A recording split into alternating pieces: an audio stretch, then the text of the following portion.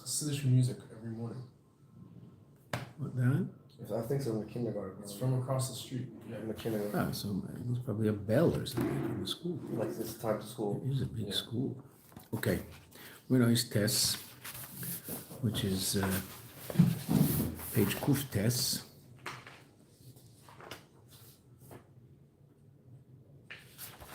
I'm sorry, it's not page Kuf test. Kuf Lamed Dalet, sorry. I think the wrong is test.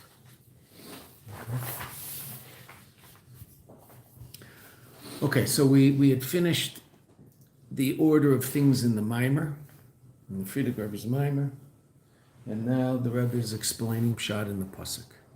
And the Pshat in the Pasuk that we have to understand is, we understand the Veata tetzave b'nei Yisrael, you will command the Jewish people. That means you, Moshe Rabbeinu, will connect them to the Eibishter. And what does that mean? That means that that their relationship with the Eibishter, their emunah will come from etzem nefesh.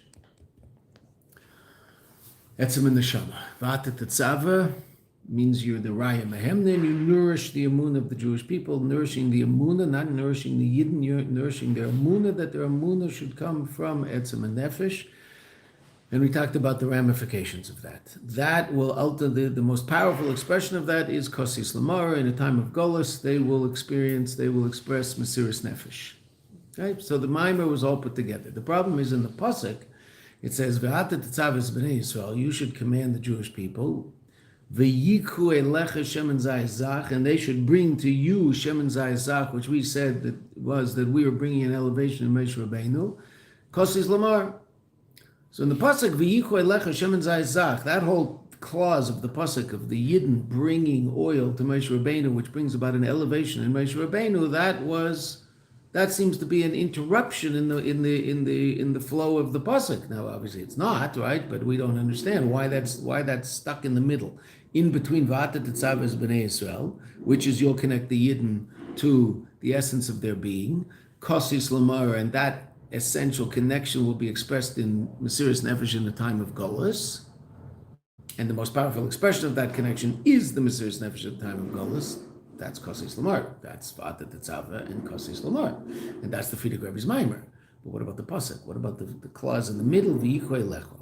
Okay, in that context, the Rebbe told us that. Yesterday we said, in order to understand that, we have to understand what's going on in the story of Purim.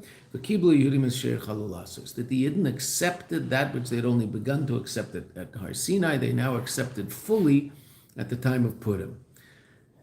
Up until now, we said the reason for that was mesiras nefesh. The mesiras nefesh that the Yidden expressed at the time of the Gezerah, the decree of Haman, unbelievable mesiras nefesh. Not only did they keep Torah mitzvahs, they added in Torah mitzvahs. They were learning Torah in public, etc., etc. But if you look at simple pshat in that pasuk, the pasuk happened after the Nes. That pasuk, the Kibul Yehudim, is after everything's already settled in Purim, and there's already been an unbelievable miracle, and the Yidden have won, and they've got the keys to Haman's house, and Haman is hanging from a tree, and so then that's Dr. Rashi's pshat. Rashi's pshat in Kibul Yehudim is mi'avas hanes, that the reason the Yidden are so happy and have accepted the Torah so powerfully is dafka because of their appreciation of the nes that HaKadosh Baruch Hu, the miracle that HaKadosh Baruch Hu did for them. So there's this problem in understanding v'kibul Yehudim. We said up until now, earlier in the mimer, we asked the question, it's an obvious question, how can it possibly be that the acceptance of the Torah at the time of Purim is greater than the acceptance of the Torah at the time of Matan Torah? And Matan Torah, we're in the highest level, and in Purim, we're at the lowest level. We were at the party. We were part of Achashverosh's culture. We were partying with everybody else, with our kosher food, but we were still partying there. So we're in the lowest level imaginable. So how can it be that the Kabbalah Torah at that time was greater than the Kabbalah Torah at the time of Purim? And our answer was mesiras nefesh. That's when the Jews showed that they couldn't live without Torah. Up until then, they were never challenged with that challenge, right? And when the Purim came along, the Gezerah of Haman came along, so the Jews were pushed to the wall. Are you going to give up your life for Torah? And the answer was yes. This is the first time they'd ever been faced with that dilemma. Yes, we'll give up our lives for Torah. Oh, and that's the greatest and deepest expression of their Kabbalah Torah. That's all well and good, except that pasuk v'kibul Yehudim, as we saw yesterday, that pasuk is after the miracle happened. So, simple pshat, you could say that it's talking about what happened before. The Jews, during the time of the Gezerah, accepted the Torah. The Rebbe says there must be two different levels of Kabbalah Torah at the time of Purim. There's the level of Kabbalah Torah at the time of the Gezerah, at the time of the decree, and that's a function of Mesiras Nefesh. There's also a deeper and more powerful Kabbalah Torah after the miracle. That we don't understand. So that's what we have to understand. Okay, let's go. So we are one in the paragraph of test, 1, 2, 3, 4, 5, 6, 7 lines down after the parentheses that have the word Kedlakaman v'yesh lemar.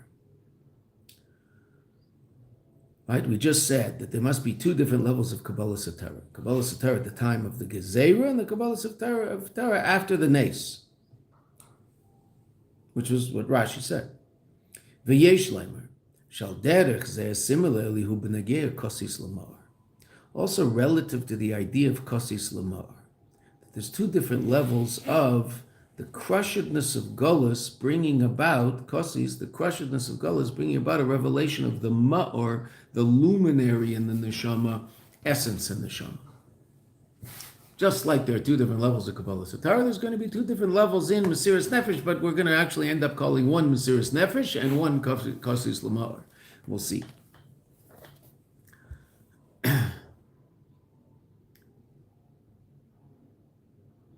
Shal Yedeya Inyan the Kosis, by virtue of the fact that the crushedness Shebizmana Golus, Megim Lama'ar, a person comes to the highest expression of their connection to a Kadosh Baruch Hu, which is the essence of their soul.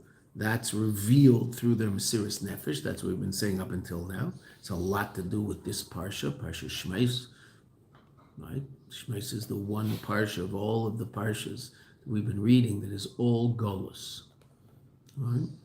The Yigash and V'yechi, so things are good in Mitzrayim. V'yechi, Yaakov, Eretz Mitzrayim, you had the 17 best years of Yaakov's life were in Eretz Mitzrayim. Right? Things were good.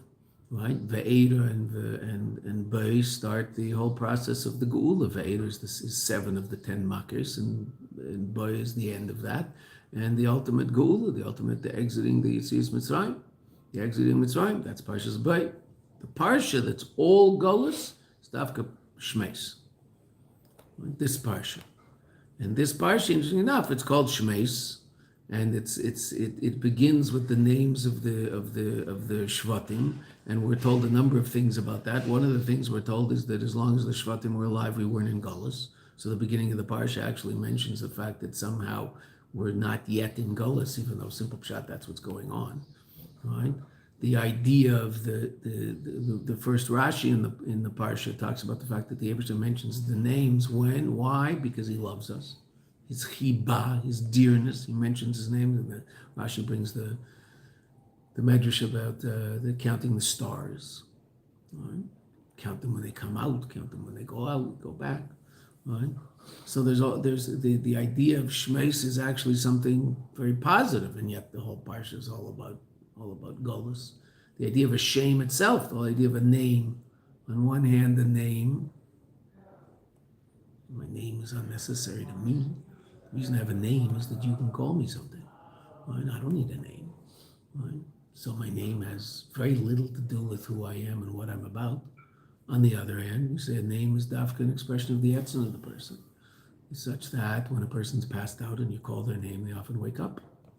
Right? If they're asleep and you call their name, if they're sitting in their body, they're very intensely involved in something, you call their name, they'll often look up. Right? So is it or is it not something very, very powerfully connected to who I am? So it really is. But interesting enough, when is it revealed that it's so powerfully connected to who I am? Dafka, when my revealed powers are at a minimum. When I'm asleep, when I'm not paying attention. Oh, so then the name is something that connects me back to you. Oh, so that's very much the meaning of Golus. So Golus is all about. Golus mitzad echad is a time of tremendous concealment, and mitzad sheni, it's all about revealing the most powerful aspects of our relationship with the Kadosh Baruch Hu. The most amazing thing about the Jewish people is we've made it through Golus for 2,000 years. Right? As amazing as we were before, Avram, Yitzchak, Yaakov, they're incredible. Moshe, Aaron, unbelievable. Incredible. Beis Hamikdash, all sorts of things going on. The most amazing thing, the most powerful expression of the Yidden's unbreakable connection to HaKadosh Baruch Hu is that we made it through whatever we've made it through in the last 2,000 years. We made it through Daytona Beach, Sweden, Edmonton, and Indianapolis. My gosh. Or even Edmonton, Kamloops. But I mean, right? Wow. How in the world did the Yidden make it through that? Oh, because of this unbelievably powerful connection. That's etzem. That's revealed in Golus. Okay, so that part we get. In the Gezerah, that incredibly powerful level of connection is revealed. It's this week's Parsha. It's also why the Rebbe explains, that's why the Alter Rebbe passed away, Meitzi Shabbos, Chaf L'Chaf Daled Tevis. Right? Friday is the Alter Rebbe's Yahrzeit. So the Tzemach Tzedek mentions L'Chaf Daled Tevis, Meitzi Shabbos Parsha Shmeis. Dafka connects it to Shmeis, not to Ve'eva. Right? It's the first day of Ve'eva. It's not, Shmeis is over. Right? Dafka connects it to Shmeis. And the Rebbe explains why, because the whole Indian of Chassidus, the whole Indian of the Alter Rebbe is the level of Torah that reaches down into the darkest place to illuminate the darkest place and keep the Jew in the darkest place connected to the Eibishter. Just like Shmeis, just like Golus. The Alter Rebbe died in Golus. He was running away from Napoleon. And he wasn't at home. He burned down his house. Right? When he left his house, he burnt it down so that Napoleon wouldn't be able to derive benefit from any part of it. Because Napoleon went to his house. Napoleon went to the Alter Rebbe's house to look for something. Get something from the Alter Rebbe. But was nothing to get.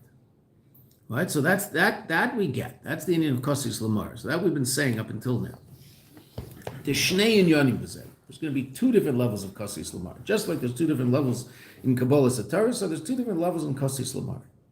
Kishi Yisrael nimsoim b'matzav shel kosis. When the Jews are found in a situation of kosis, crushedness, mitzad zeh, as a result of the fact she yeshnam gezeiros, that there are decrees al kiyum Torah mitzvahs, that there are terrible decrees against the performance of Torah mitzvahs, which was the whole story of Purim. But in Shinaf, look what the Rebbe says, Kamei shahaya bizman amidas ha-maimer, as there was at the time when the Frierdiker Rebbe said his maimer in Tav Reish Pei Zion, and the Enkividei was in the room. And as a matter of fact, the Rebbe was arrested by virtue of much of what he said in this maimer. He was arrested later in the year.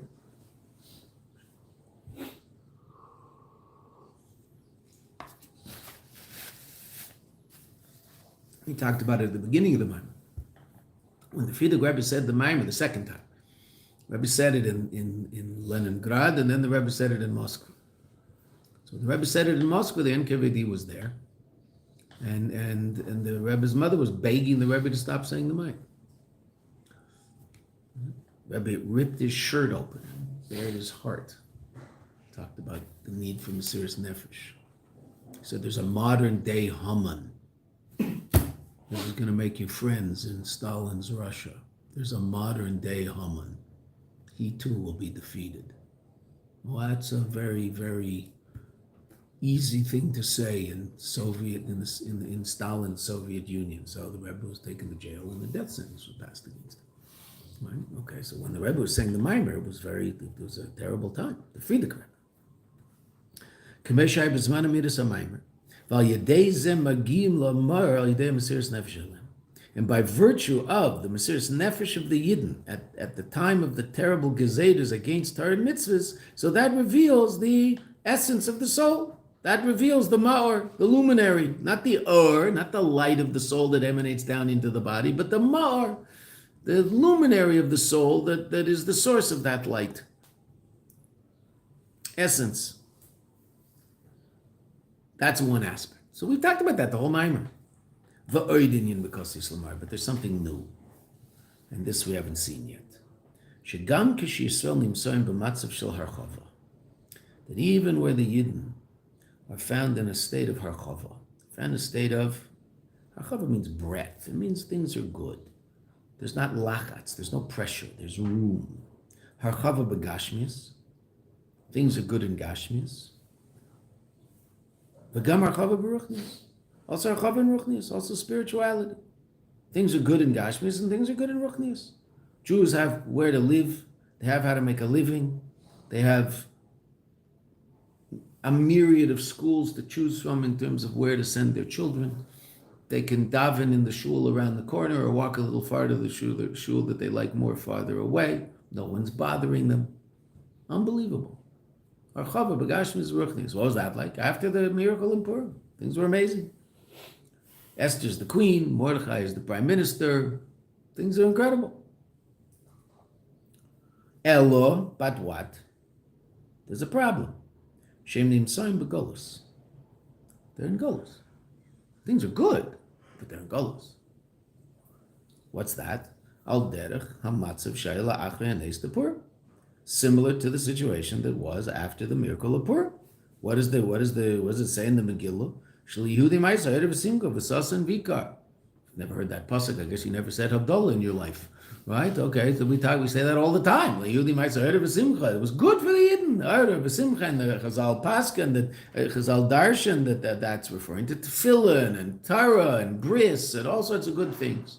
Right? Okay, so the Yidden had everything they need. Gashmias, Ruchnias, the keys to Haman's house were given to Esther and Mordechai. Mamish, literally. Right? Ishafcha, an unbelievable transformation of a terrible situation into an incredibly good situation. Look at the book. Sitting like that, nothing's going to happen ever in life relative to anything you ever do. Unless someone else is piloting the plane and you're just sitting there waiting for it to end. But anything that you do, it's very interesting. I'm not saying that we have to compare ourselves to the Rebbe because we can't. But we never saw the Rebbe sit back in his chair. Ever. Never saw the Rebbe sit back like that in his chair. Unless someone was talking to him and the Rebbe would go like that to listen. Okay, but that's not sitting back in the chair. Rebbe always sat forward in the chair. This is really, it's amazing. Okay. We don't know what happened in the office, but I don't imagine things changed there. So what's caused this Kashi? Everything's good. But they're still in Golos, like the matzav in Purim. Right? The Pashtus, simple pshat in that pasuk is what? It was good. It was just good. They had everything they needed. They were happy. It was joyous. V'gam Ruchnius. And also Ruchnius, the Gemara in Megillah that the footnote 43 mentions that this was talking about Torah and Bris Milah and Yom Tif, right? That they had all these inyanim and Ruchnius. Further, this is what we said a number of times. Shegam Beis Haman nitin Lester. Even the house of Haman was given to Esther. So not only was the negative turned into something nice, but the source of the negative had been completely transformed into a level of kedusha, because now Beis Haman was part of Esther's reality. The idea of ishafcha, of transforming shaya az gam u'mayled ishafcha, transforming darkness to light, the darkest of the dark. Haman was the Hamas of that day. His whole being was about killing Jews. And his house was given to Esther. Haman was completely destroyed, and the keys to his house was given to Esther, and his house wasn't it wasn't rubble. It didn't have to be turned into rubble before it was given. Other rubble. It was given in good shape, probably just cleaned by the cleaning lady. Elo, but what do we say about Purim? What does the Gemara say? Elo shakati avdei Achashverosh Haman. The Geula Purim was incomplete. Why was it incomplete? Well, because I'll say, Akati still, Avdei, servants, the Achashverosh, of the king Achashverosh. Anan, we were still enslaved to Achashverosh. It was slave. I mean, he wasn't enslaved to the fact that he was telling us to pick up rocks and move them from place to place. But he was in charge. He was the king. We were his servants, his subjects. Oh, so we're still in Golos. Bottom line, we're still in Golos. Even after the victory, we're still in Golos. Oh, so the Rebbe says something amazing. Heim shvurim v'nidkoyim. They're broken and downtrodden, kosis, crushed, mizeshem begolus, by virtue of the fact they're in Golus. Not the situation in Golos. The situation in Golos was amazing. The essential existence of Golos is what's crushing them. The situation in Golos was fantastic. Sound like any time in Jewish history you've ever heard of? Maybe you read about it in books.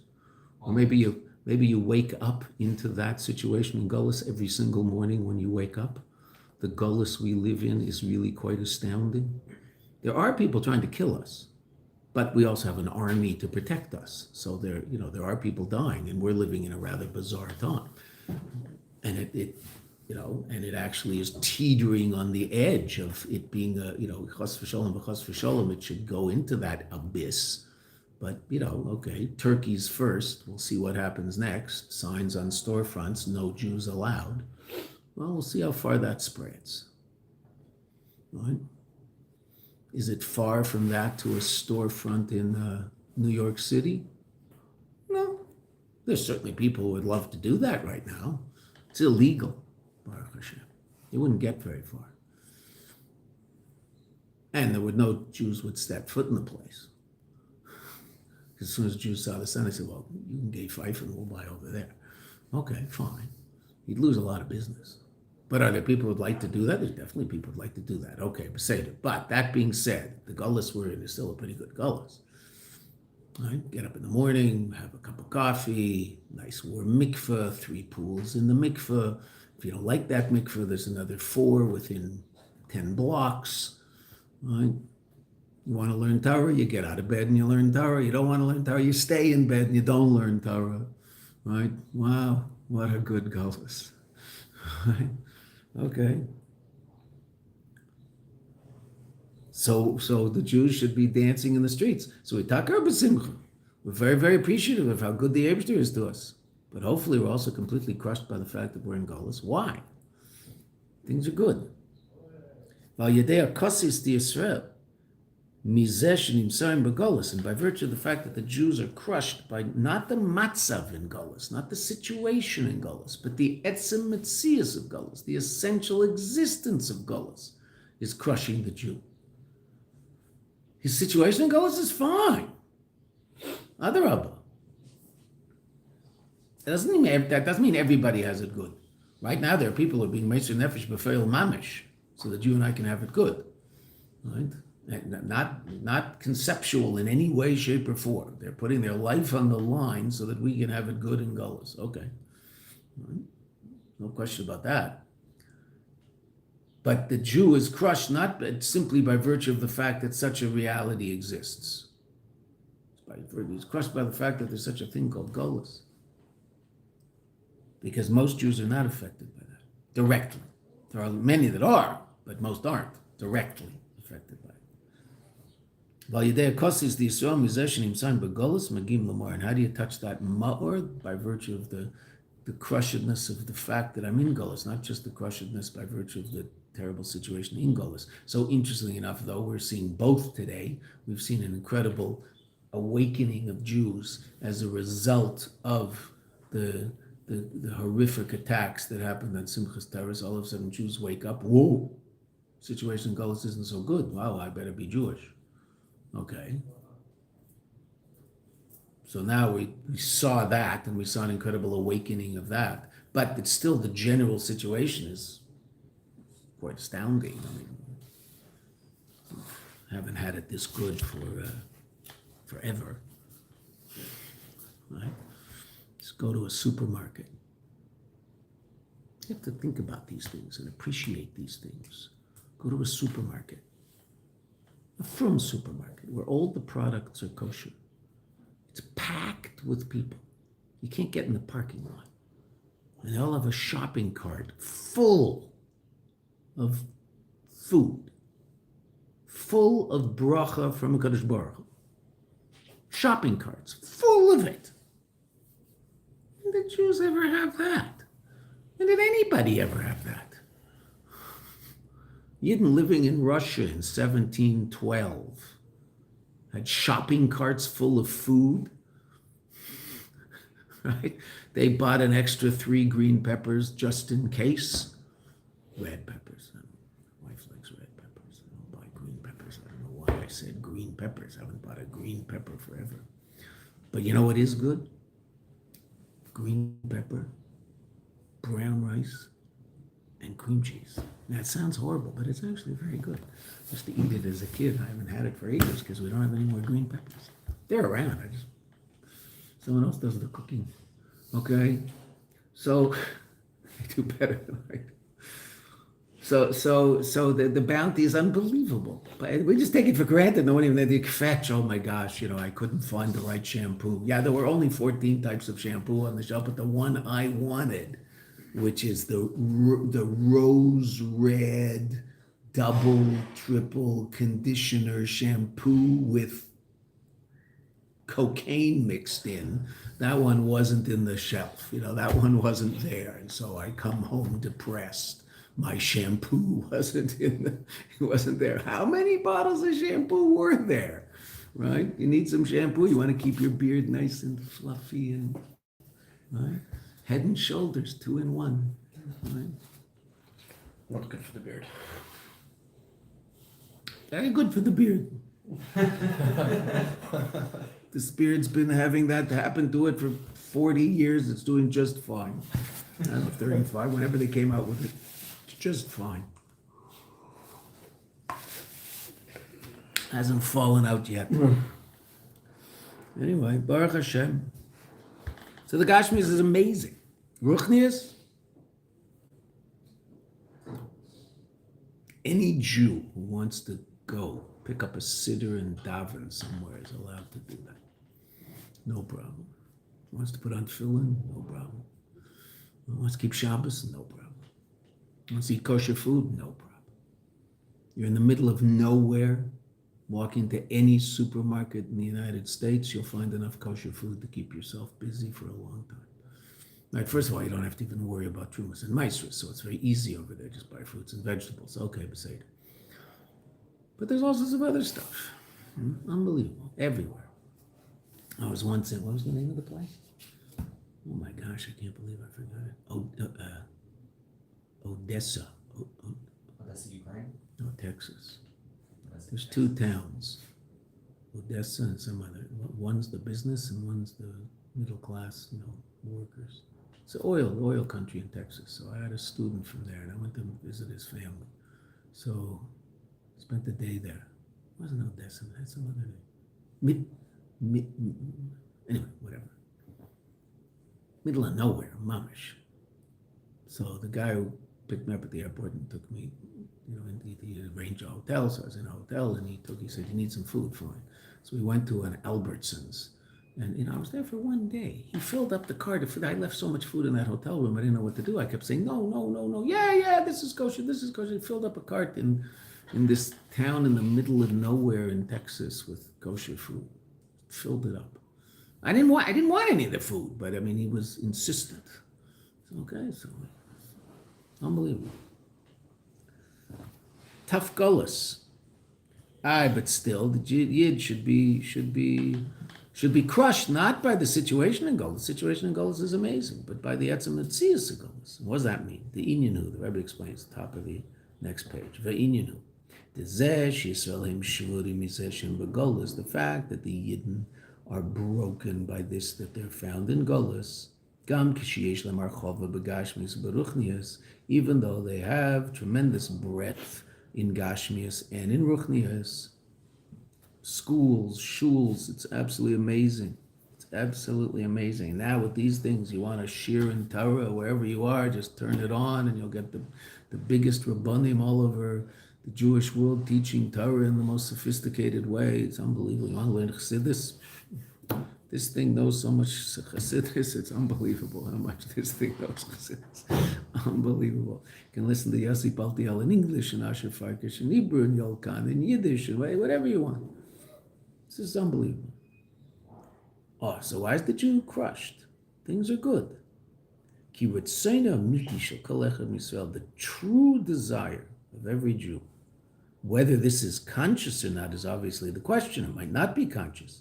But the true desire of every Jew, mitzad, who they really are, the essence of their being, hu shia gilu elokus, is that there should be a revelation of HaKadosh Baruch Hu in the world. Va'ad shezeh, to such an extent that this, gilu elokus, negea letzem mitzius, affects the essence of his being. V'lochen, zeh shebezman hagolus, that which in the time of Golus, ein meir gilu elokus, the Eibush is not revealed in Elam Hazeh, k'mei shaya bezman habayis, as he was revealed in the time of the Beis HaMikdash, ubefrat, and particularly the Rebbe says, kishim izbeinim, when he contemplates the fact, bezeh, shamra Razal, Chazal, that sometimes when the Rebbe would say this Chazal, he couldn't even say the end of it. He wouldn't say the end of it. He'd just say, Kach v'kach. Right? What does Chazal say? Kol mi shalei nivna Beis HaMikdash b'yomav. Anybody who the Beis HaMikdash has not been built in his days, how does zekilu nechrav b'yomav? It's as if it's been destroyed in his days. Sometimes the Rebbe would just say, Kol mi shalei nivna Beis HaMikdash b'yomav. How does kach v'kach? Not wanting to say as if it was destroyed. Famous Sicha Yud Beis Tammuz Tavshin Mem Daled, when the Rebbe says a person who thinks about this Maimer Chazal and realizes that the Beis HaMikdash was just destroyed this very minute and he's not broken by that, has a heart of stone.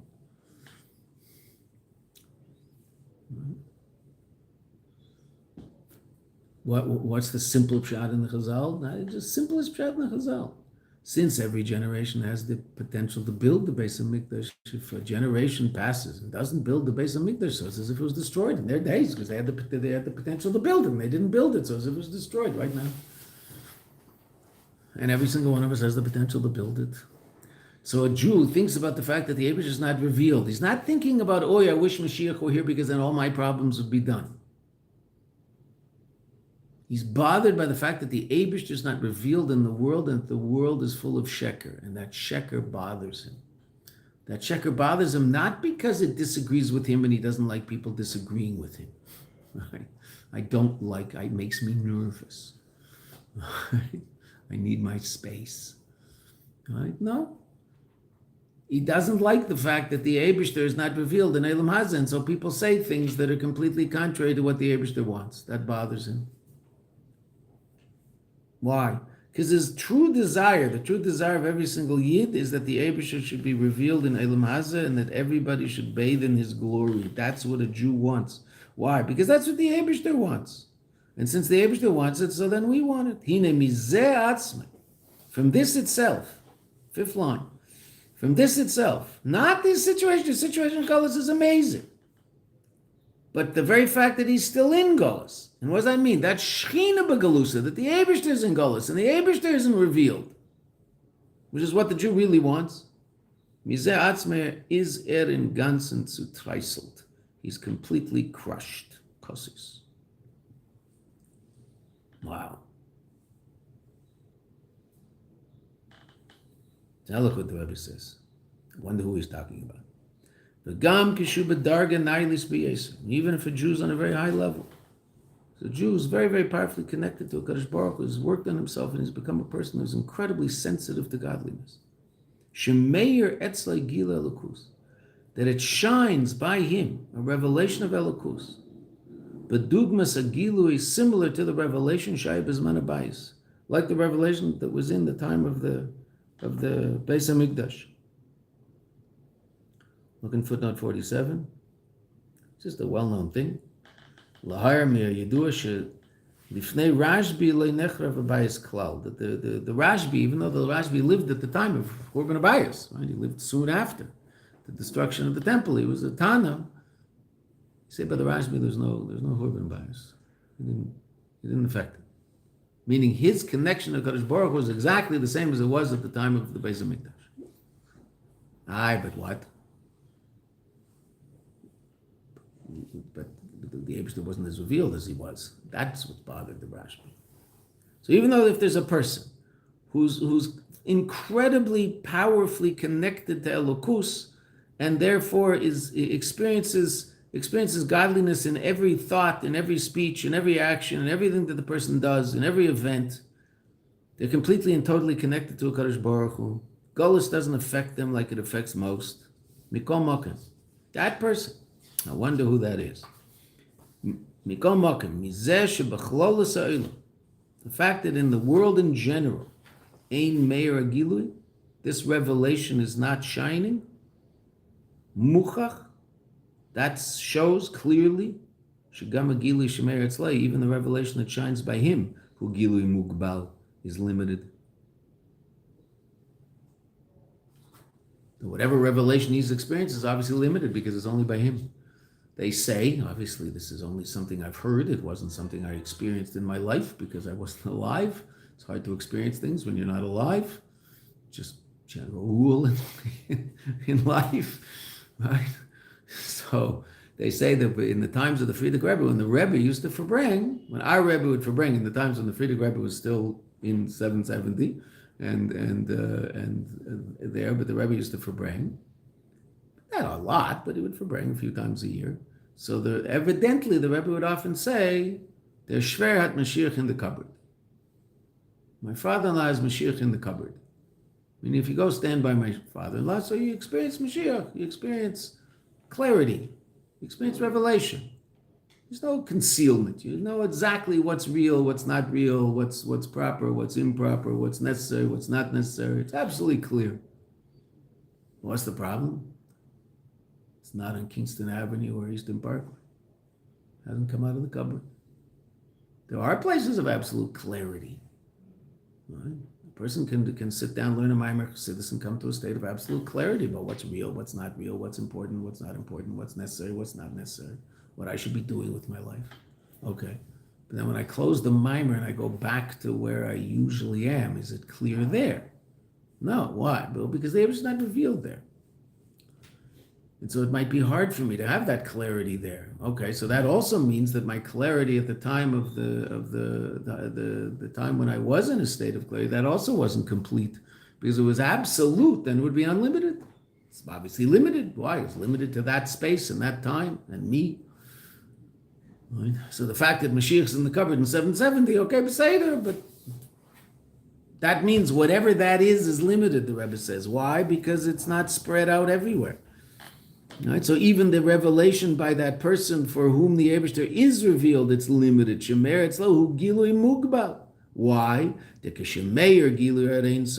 when it's revealed, the infinite light of God, a bilti gvul, that's unlimited, a gilui hu b'chol makom. It's unlimited, it'll be everywhere.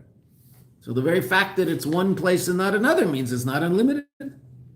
Ukeshiyesh makom echad. Now you might, from this line, you might understand what drives the Lubavitcher Rebbe. If there's one place, a Filipina nidachas, even a forsaken corner, Kamloops, Daytona, Sweden, Indianapolis, Vancouver. Wow, we're representing some of the lowest places on earth here. Amazing. Baruch Hashem. Okay. Borough Park, no, Borough Park's a lot of Torah in Borough Park, a lot happening, okay. There's all sorts of places that relative to Torah and mitzvah, sort of forsaken corners of nowhere, right? Like, Torah never made it there, didn't just never made it to that place. Well, it's there now. Why? Because if you experience Elokus, and you realize that your experience is limited by virtue of the fact that the Eibusher isn't getting what the Eibusher really wants, and that's expressed by the fact that there's one place on earth where the light of the Eibusher is not yet revealed, so then you're going to want it to be revealed there. Even a forsaken corner, Cairns, Australia, She'ein Meir Sham Gilu Elokus, that doesn't shine there a revelation of Elokus. That's because the Gilui, Gamba Makam Shumeir, even in a place where it does illuminate, Gilui Mugbal, it's limited. Because if unlimited, it'll be everywhere. So even the Yid who's in a place in space and a place in his own particular conscious reality, who's unbelievably powerfully connected to a Kadosh Baruch Hu, even that Jew realizes that connection that he has is limited because it has yet to affect all of reality. There's still places in reality where that revelation doesn't exist. And therefore, what's his response to that? He's completely crushed by it. He's obsessed by it. It's all he can think about, all he can talk about. Rebbe gives us a little insight into his own life. And that's in line with what it says in the Maimer. The Frierdiker Rebbe quotes the Alter. I'm sorry, in the Maimer of the Alter Rebbe. I'm sorry, in the Maimer Admar Zokin, the Maimer of the Alter Rebbe. The Isa b'Tikkunim, it says in Tikkunim is Tikkunei Zayar, part of the Zayar. The Filim Hayat Sadik Echad, if there were one Sadik, Chayzu b'Tshuva Shleima b'Doirei, who would do absolute, complete, and total tshuva in his generation, Hayabah Mashiach. Now that's a really amazing statement.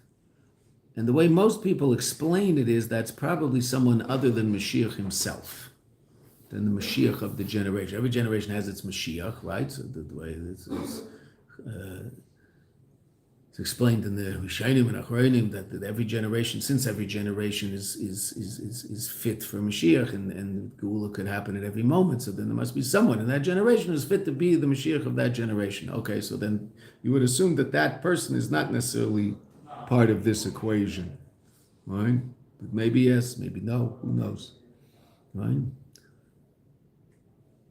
Kal Yedei Tshuva Shlema, by virtue of complete Tshuva, Mamshichim Gili or Ein Sofer Bilti Gvu, you bring down unlimited godly light. And if I can truly draw down unlimited godly light, Gili or Zeu, B'kol Mokum, it's everywhere. It's unlimited, not limited by space.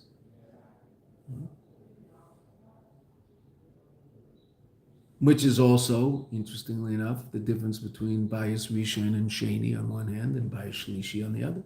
Bias Rishon and Sheni also, the revelation, as powerful as it was limited because the revelation only happened in the Beis HaMikdash. Right? That revelation was confined to that place, to that space. Oh, okay. So, B'Mesa Mashiach, that revelation will be everywhere. That clarity. And by virtue of the fact that it's not revealed to him the essence of the Eibishter, who nishbar v'nidka, he's broken, crushed. That's the second level of Kosis Lamar. There's the first level of Kosis Lamar, which is the crushedness of Gullus. The situation in Gullus reveals in the Jew their etzem, their essential desire, which is to be connected to the Eibishter. And that's the Gezeres, that's all the difficulty in Gullus. And then there's the level of Kosis Lamar, and this is really an unbelievable chiddush in the Maimer. Now, this is actually going to be a deeper level the Rebbe is going to explain to us. So there's the level of Kosis Lamar, there's the level of what we'll now not call Kosis Lamar, we'll call it Mesiras Nefesh. There's Mesiras Nefesh, that's a result of the situation in Gullus. And then there's Kosis Lamar, which is a higher level, which is a result of the essential existence of Gullus. Gullus is good. Still not the Geula, it's still not what the Eibishter wants. What does the Eibishter want? The Eibishter wants to be revealed. The Eibishter isn't revealed, so the Jew is crushed. The Eibishter doesn't have what he wants. It's going to be better for me, but that's not why he's doing it. It's what he's interested in. Right? Yes, my bank account will be in better shape when Mashiach comes than it is now. Okay, great. So let's do mitzvahs and bring Mashiach so my bank account will be better. I assume my bank account will be better. Azma. Okay, that's not the reason to bring Mashiach. The reason to bring Mashiach is the Eibishter wants Mashiach. The Eibishter wants to be revealed in Elam Hazeh. Why does he want to be revealed in Elam Hazeh? I don't know. He has a bee in his bonnet, as they used to say when I was a child. Has a bee in his bonnet. Okay, what's his bee in his bonnet? He wants a dir b'tachtainim. He wants to be revealed in the lower realms. Why? What in the world does he get out of this? He was just fine without this. For a beyond infinite amount of beyond time, everything was just fine. Then all of a sudden he decided, a dir b'tachtainim, that would be interesting. Let's have a dwelling place in the lower realms. All of a sudden this incredible explosion of light. Tzimtzum Rishon, the light is brought back into its source. The kav is baikeya into the empty space and serves as the source of the mamale that ends up bringing about the creation of all of this stuff. Okay, well, what do you want this for? I don't know. But there's one thing that you'll learn in marriage that's very important. Your wife might want something, and you don't know why. It doesn't matter. if you're able to give her that, give her that. Don't psychoanalyze why she wants it, because by the time you do that, she's not going to want it. Right? And she probably, God forbid, won't say she won't want you, but that guy, she won't want him either. Why would she want him? Why would you want to hang out with someone who just doesn't ever think about her, and all he thinks about is satisfying his own curiosity relative to how things work? Right? It's not about your curiosity. This is a person that hopefully you love. And if you love them, you give them what they want and what they need, regardless of whether you understand or you don't understand, or you like it or you don't like it. It's nothing to do with you. It's not about you. You aren't being, this isn't you. This is her. This isn't about you. Right?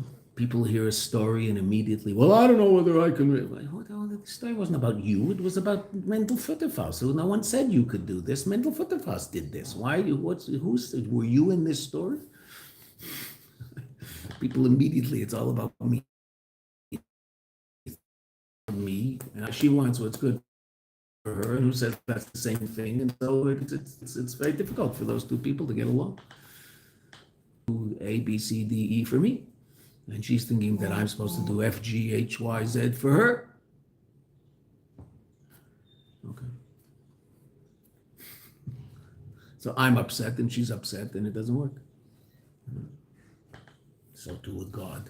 What is God like? I don't know. He likes Gila Elokus. So that's what we try to give him. If we have clarity in our lives, we don't always have clarity in our lives. Sometimes we allow the fog to obscure our vision. Okay? Let's do one more line, so we'll end with the Rebbe talking and not me, and then we'll pick it up. What's today? It's only Tuesday, right? I'll pick it up tomorrow. Valderech Yadua, as based on that which is known, Shechoila, the word choleh, which means someone who's not healthy. The Gematria Memtes has the Gematria of Memtes 49, which is really very fascinating. Shagam kishemasig memtes sharibina, that even when someone comprehends the 49 gates of wisdom, of understanding, ela bat shechosel sharnun, but he's lacking sharnun, which is the highest level, completely transcendent level, ucholeh, he's not completely healthy. That doesn't mean he's horribly ill, but he's not healthy. Why? Because absolute health is when everything is the way it's really supposed to be. And when is everything the way it's really supposed to be? When the Eibishter is revealed everywhere in El Mazah, because that's why the Eibishter created the world. That's our project down here in El Mazah. That's why the Eibishter sent us here. Okay, besides we have our own inyanim, we have our own little agenda, fine. But I mean, ultimately, the Eibishter has a bigger agenda, and we're part of that agenda. And for whatever reason, and it's really quite astounding, we were picked to be the sort of central pieces in that puzzle for whatever reason, right? And okay, why was I picked to be that and not picked to be some poor guy who lives in Aleppo, Syria, and is getting bombed by some maniac in Damascus? I don't know. I lucked out. I could just as easily be him, right? As me. Right? So I lucked out. I don't live in Aleppo, Syria. I don't live in Khan Yunis. Right? Baruch Hashem, I don't live in Khan Yunis. I don't think the people who live in Khan Yunis make very good choices in life. Most of them. Not all of them, but most of them. Don't make very good choices in life. Okay, say that. But I'm certainly glad I don't live in Khan Yunis. My goodness gracious. Especially now. Right? Just, who would want to be that? Well, the luck of the draw, right? And okay, you're not Khan Yunis. I could be living in some village in Ethiopia, or Brazil, or Peru, or Arkansas. Right? Baruch Hashem. Right? Boy, did we luck out. Okay. But there's a price to pay for that. Certain responsibility. Okay, Beseder, Baruch Hashem. L'chaim, l'chaim. Us Jews call responsibility simcha. You're not going to come tomorrow? Oh, no. Right? Us Jews call responsibility simcha, which is really interesting. When we say rak b'smachot, right? Well, I'll meet you at simchas. What's a simcha? A bris, a bar mitzvah, a bas mitzvah, a wedding. Am I missing something? That's pretty much it, right? There must be something else. Right? Anyway, whatever. Okay, wedding. Oh, what a simcha. Two people taking upon themselves pretty serious responsibility. Right? They're now no longer, just me. No, it's us. Right? We don't say my bedroom. No, it's our bedroom, our house, our car, our bank account, our life. Okay, that's a switch. Takes a while. Right? Okay. We call it a simcha. Real responsibility. But then really they're just playing house until they have a kid. Ooh, now this is real responsibility. This is very serious. This is no joke. There's this neshama that came down into a goof in Eilam Hazeh, and you are completely and totally responsible for the physical and spiritual well-being of this neshama. Oh, okay, is that like that's pretty? Now it's great, it's wonderful, it's fun, but I mean it's unbelievable responsibility, right? It's not like you leave them at the kennel if you want to go away. Right? No, seriously, like that's why most people don't want this. They just what do I need the responsibility for? Why? Because they're children and they just can't deal with the idea of not being able to do whatever they want when they want it. Well, okay, so you better not have kids. Okay, incredible responsibility. You and I call that a great simcha. Then all that kid grows up. Okay, the kid has a bar mitzvah, bas mitzvah. What does that mean? Oh, so now all of a sudden they're taking upon themselves unbelievable responsibility. Now they're responsible for their actions. They have to do mitzvahs, and it's like serious stuff. Jewish simchas are all about responsibility. It's so interesting. Changes in responsibility, upgrade in responsibility. Right? I would imagine most people who come home and they just got what do they call it in work? You get a promotion. They got a promotion in work. Come on, oh, I've got bad news. Well, what's the bad news? I got a promotion. Oh no, more responsibility. Oh, that's terrible, dear. You sure you don't want to go back to the loading dock? Obviously, you get a promotion. Yes, of course you get a raise in salary. Okay, that's good. We like that part. But by definition, if I got a promotion, it means I'm more responsible, right? It means there's more on my plate at work. Okay. We like responsibility. It's nice. It's a simcha, right? Meaning what? Because what does responsibility mean? Be'etzem, that what I do matters. It actually has real hashlachot, real consequences in Eilam Hazeh. Not just for me. I mean, a person can be, the guy who got the job. Okay, but say it might just be for him and the company, and he wants to keep his job, and so he can continue with his car payments. Okay, but say there, but they're also in real life. The more responsible we are, then the more what we do actually matters. What kids do is, relatively unimportant. Right? I mean, whether or not he got that triangular shape into the triangle or he put it in the round part in the plastic thing, it doesn't matter yet. I mean, it's nice if he got it right because he's growing and he's okay. But not much of what he's doing is making a great dent in the whole reality in Eilam Hazeh. Yet, a few things. When you get them at 2.5 to start saying, 2 to start saying psukim, that's sweet. I think the parents get more hana than the kid. Torah, tiva, bachol, Torah. Okay. Seder. Have an amazing day. Same to you.